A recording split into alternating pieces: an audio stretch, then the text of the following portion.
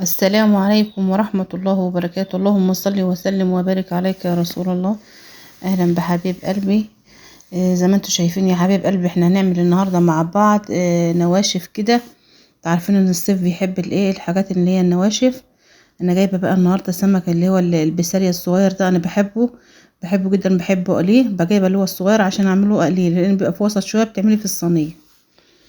زي ما انتوا شايفين كده انا جبته اهوت، وبوريكم بقى انا بنضفه ازاي. بمسكه كده فردته في البوله كده زي ما انتوا شايفين، وامسكه اشيل الراس. بقى اشيل الراس بتشديها كده بتطلع معاكي ببطن السمكية من جوه، زي ما انتوا شايفين بالطريقه ديت. ولو ما بتطلعش يبقى مش ايه بطنها، زي ما انتوا بتشد الراس بتطلع كده معاكي بالبطن بحالة زي ما انتوا شايفين اهيت. بحاول اوريها لكم. بتحتاجيش مقص ولا بتحتاجي اي حاجه، تقومي شايله الراس كده بتطلع معاكي بالبطن زي ما انتوا شايفين. سهل يعني يا حبايب قلبي. دوت بقى السمك ده بيطلع في الصيف بقى.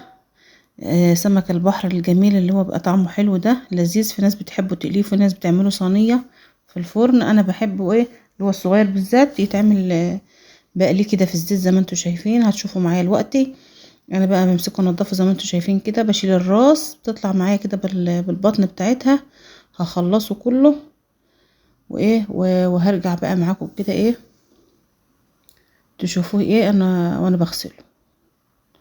اخلص كده هعمل بس معاكم كام واحده كده اهو. زي ما انتوا شايفين بتشيل الراس بتطلع بالبطن بتاعتها، وبتاكليها بحالة زي ما هي كده. هوريكم بقى ايه انا بعملها ازاي، بقليها ازاي وعملنا بقى الاكل الجميله اللذيذه دي اللي كل اي حد بيحبها بالذات في الصيف. انا مسكت الكميه كلها خلصتها زي ما انتوا شايفين كده. امسكه بقى اغسله حلو بقى كده في المصفى. انزل عليه الميه كده كويس. شطفت المصفى بتاعتنا وهشطفه برضو فم واتنين لحد ما الميه بتاعته تروق. وسمك البحر جميل، مش محتاج يعني حاجه كده طبيعيه ولا حتى على تلج ولا اي حاجه، طازه. احلى سمك اكل سمك اللي هو بتاع البحر يا حبايب قلبي. زي ما انتوا شايفين كده يعني حاجه بتبقى محبوبه، ويبقى طعمه حلو ومفيد عن اي سمك تاني كمان. انا كده مسكته وغسلته زي ما انتوا شايفين فمنا اهوت لما نضف معانا. واحطه بقى في المصفى بتاعتنا دي الصفة. ونشوف بقى هنعمل ايه الخطوة ايه اللي بعد كده.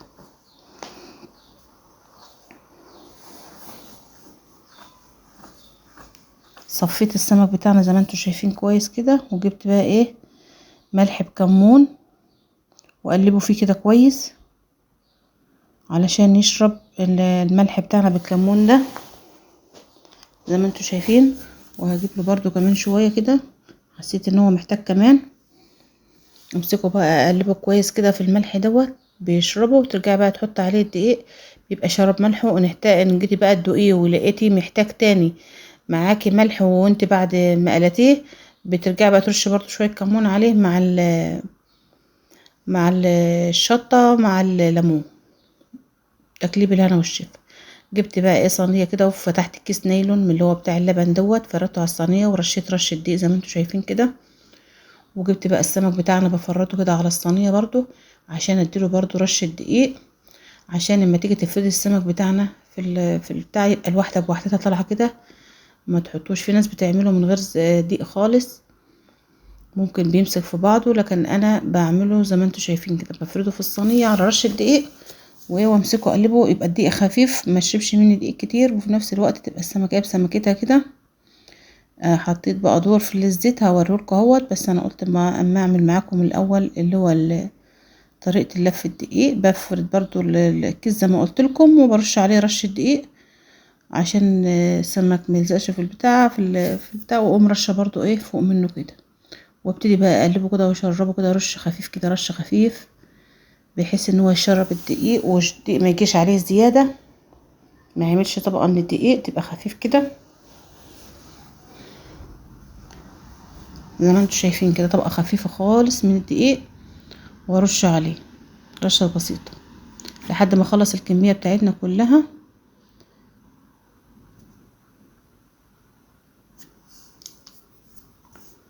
زي ما انتوا شايفين كده رشه بسيطه صغيره كده. وافرد في الصينية كده، وارجع اعمل تاني برضه ارش رشة الدقيق،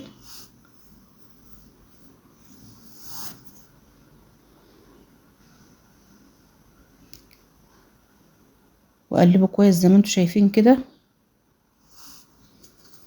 لحد ما يشرب مننا الدقيق، بس يبقى دقيق ايه خفيف في نفس الوقت السمكية تبقى ماسكة نفسها السمكية بسمكتها كده زي ما انتوا شايفين بقى. حطيته على في الزيت كده، ما تغيبيش عليه عشان ما ينشفش منك، تحاولي بس ان هو ياخد لون خفيف كده وتقلبي علشان ما يلزقش. جبت انا بقى ايه شويه كراتين عندي كده حطيتهم، لان هو من نوع ايه اللي بيطرطش زيته وبيعمل الدنيا كده، فخفت يبوظ لي البوتاجاز.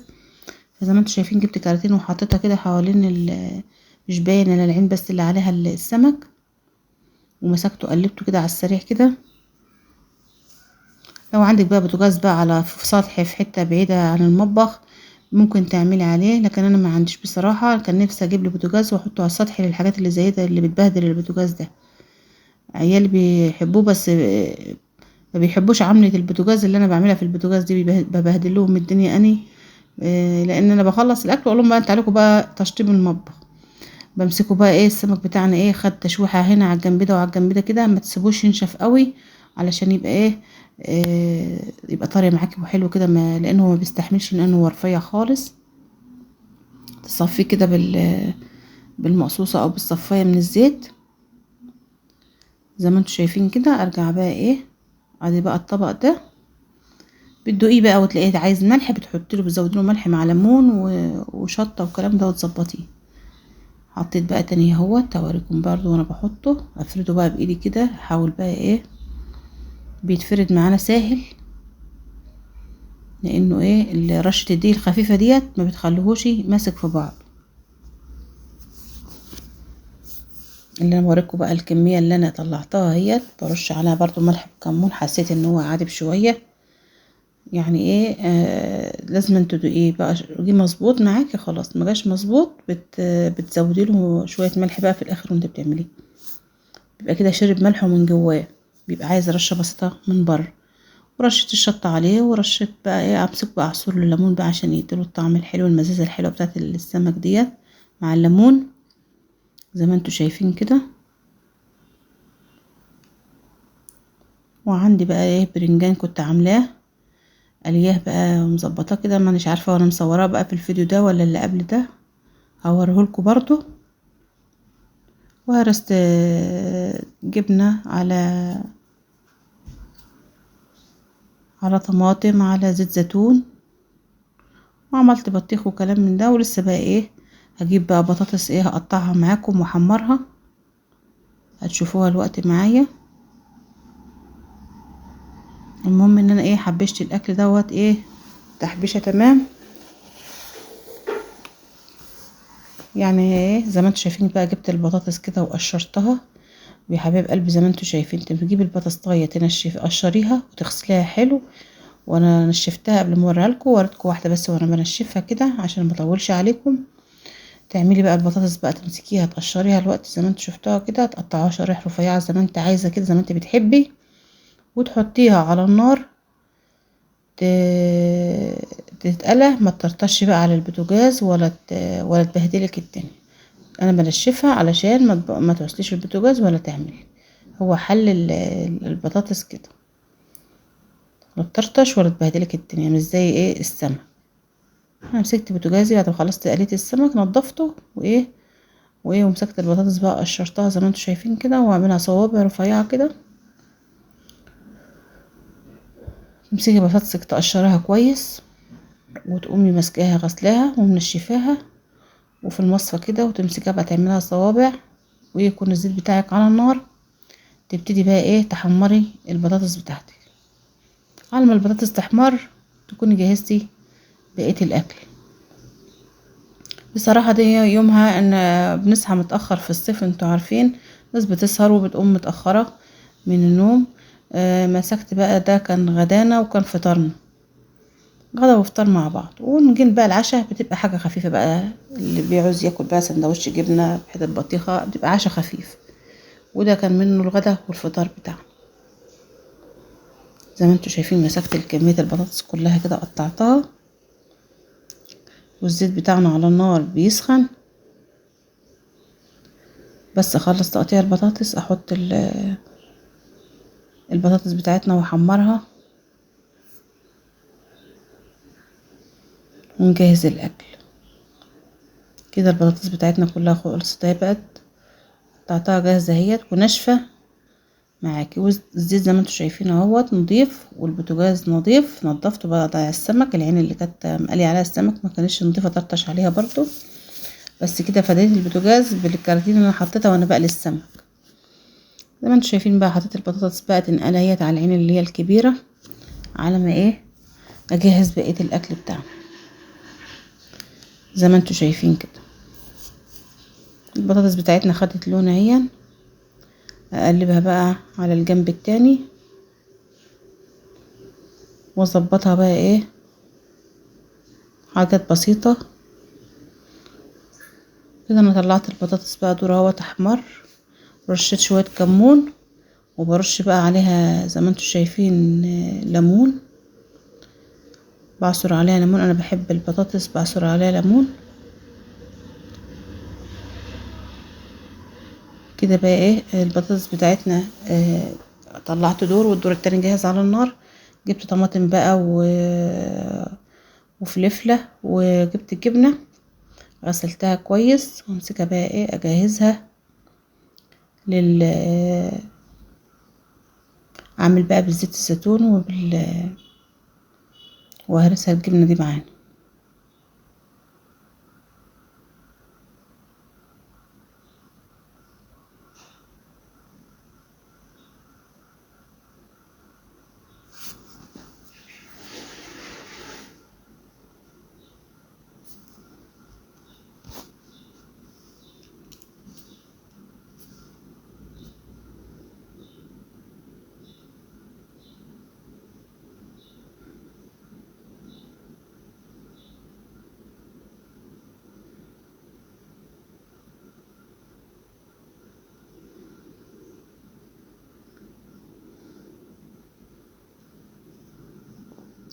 امسك بقى الجبنة بقى بتاعتنا ديت والطماطمية كده اقطعها شرايح صغيرة على الجبنة زي ما انتوا شايفين.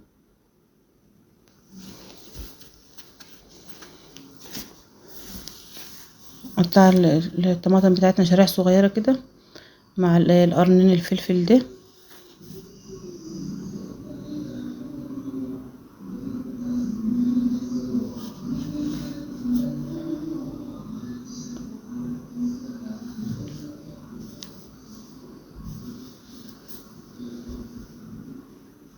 زي ما انتوا شايفين يا حبايب قلبي قطعت الطماطمايه خلصتها. اقطع بقى الايه القرنين الفلفل ده، اقطعهم شرايح صغيره كده علشان الاكل بتاعنا كده يعتبر ايه شبه خلصان، معادش معايا الا حاجات بسيطه بقى. جبت بقى الفلفل قطعته كده، وجبت بقى رشه الزيت الزيتون دي قطعته، وعصرت بقى نص الليمونه معانا دي. وامسك بقى ايه الجبنه بتاعتنا كده اهرسها في الطماطم والفلفل. تبقى جميله جدا يا جماعه، جربوها تعجبكم على فطار على عشاء. انا عيالي بيحبوها من ساعه ما جربتها لهم. جربوها تعجبكم ان شاء الله.